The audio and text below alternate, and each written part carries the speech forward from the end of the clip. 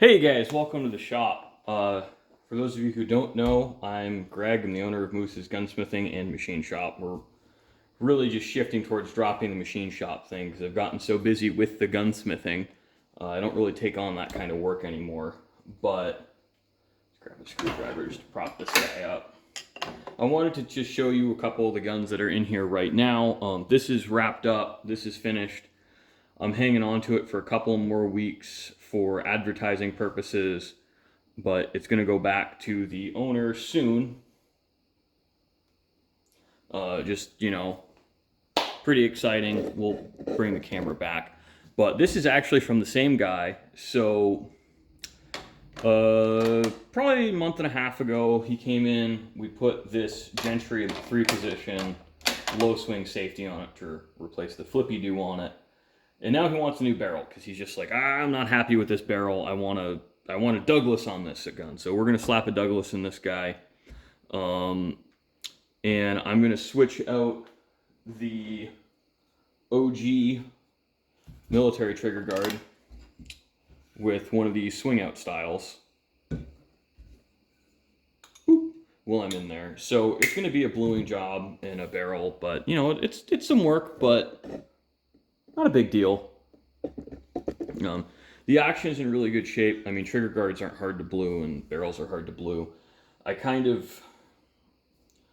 For him, I'm not going to bend him over and hose him on the bluing because really what I'm starting to do now, actually, just to save myself time and labor on these guns, is spend more money on a blank that's already been polished. So as long as I don't scratch the shit out of it while it's on the lathe, it's a huge time savings. But what I'm trying to talk him into doing is letting me strip the stock off and put a real coat oil on here instead of this polyurethane. And what we'll do is flute the stock here. We'll flute here, and we'll put a shadow line on the cheek piece. It'll make it look much nicer. It'll be a much more presentable stock. And if he'll let me stain it, I can stain the stock. And I think I'll probably flute here too, just bevel it. If you've seen the Park West Arms guns, that's what they do.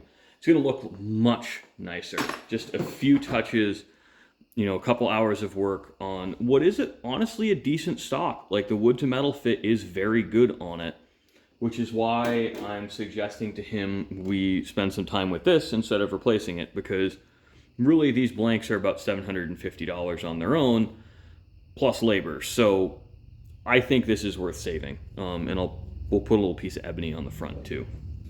So that's our current big projects, but I just don't know how many people who are seeing this video now have actually even seen the inside of my shop. So I wanted to show you a tour. Like, this is my checkering and polishing station where I keep my Fordham.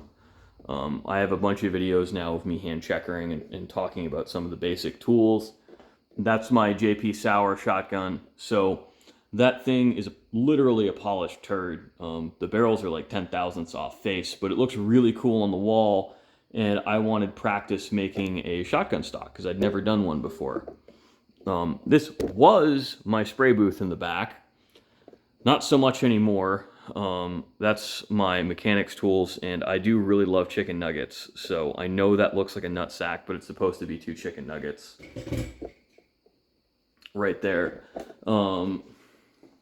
And got all my tools. I think this is really just automotive tools, cleaning kit.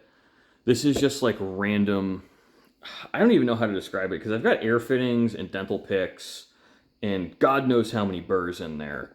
I've got my growing pile of takeoff barrels, takeoff stocks. I keep random junk in these.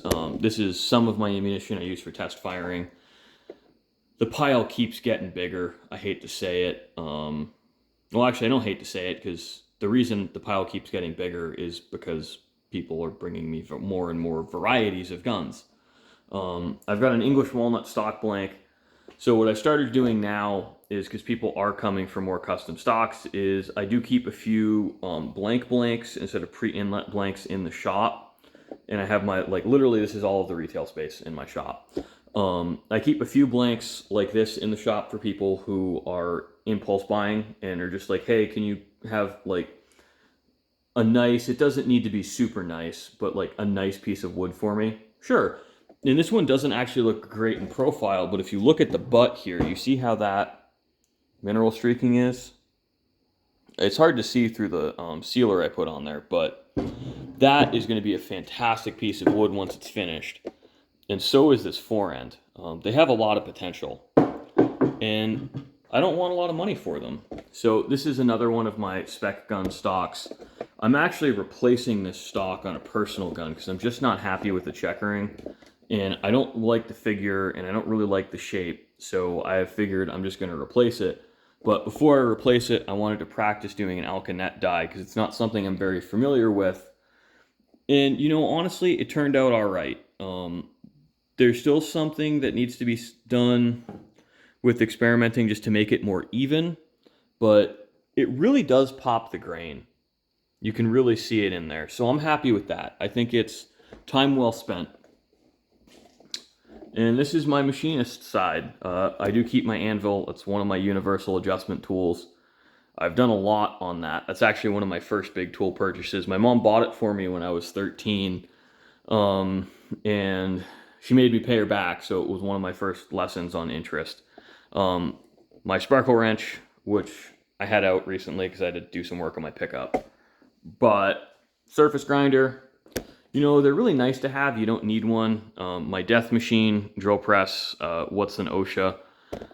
Great machine. If I ever get employees, this thing's going to have to go home or become a piece. And if I ever have a lobby, as look at how scary industrial machines were from the 40s. My Bridgeport, a great machine. I really like it. It's very accurate.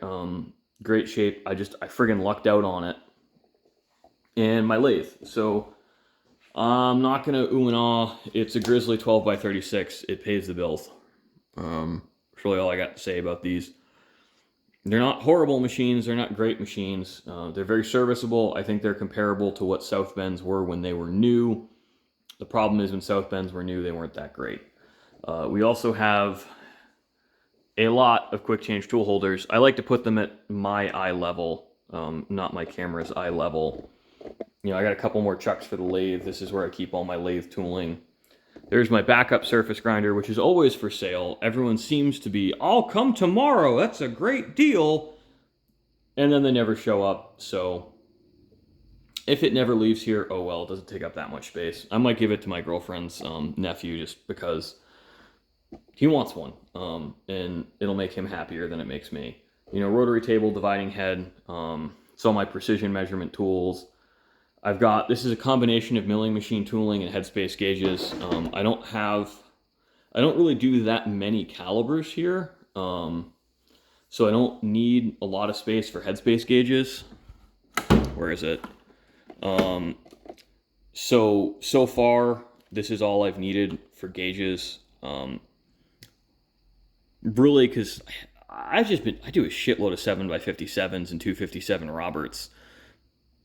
And, you know, 308s and 30-06s. So I don't need that many headspace gauges. I know guys will have a box, whole thing of gauges, but I don't. For all the barrel work I do, it's mostly threading. And if it's a caliber I don't think I'll ever see again, I can get a long chambered barrel from Shiloh or Douglas. You know, I can just call them up and say, hey, can you put this 30 deep? Please and thank you. Kind of general tools here. I have a lot of shop-made stuff, like that's a shop-made mic stand, shop-made squareness comparator. I didn't make it, but this is shop-made square, cylinder square. So a lot of tooling in here, a lot of stuff. It's a fun little shop. I got my blacksmithing stuff outside, but it's raining, so we're not going to go out there. Taps, reamers. I ream a lot of holes, pun intended, and the reamers are pretty nice to have. I do like adjustable reamers because they're a godsend. And I like reamers more than I like boring because I have things to do and boring is boring. Fixture plates for the mill. I'm starting to keep all my taps in a box like that just because they were getting overwhelming in a drawer. And as I said, I've got things to do, so I don't want to be looking for tools all the time. if anyone's really interested, I do have some deeper dives into each individual machine in here, but it may not have the exact information you're looking for. So like drop a comment and tell me what something you want to see a little more of is. I try to do a lot of checkering, but when I have the barrel come in for this gun, I could probably talk about setting it up on the lathe. Reaming it's really not that hard. I just do it at 70 RPM because I don't like chatter. My machine chatters really bad, so on most stuff you should be able to run at like 200 or 300 RPM or faster. I just have a turd of a lathe, so I run at 70 because I'd rather everything take longer than fight with chatter, because fighting with chatter is a lot of work. So thanks for watching, guys. I hope you enjoyed. This is kind of a messy but neat little shop.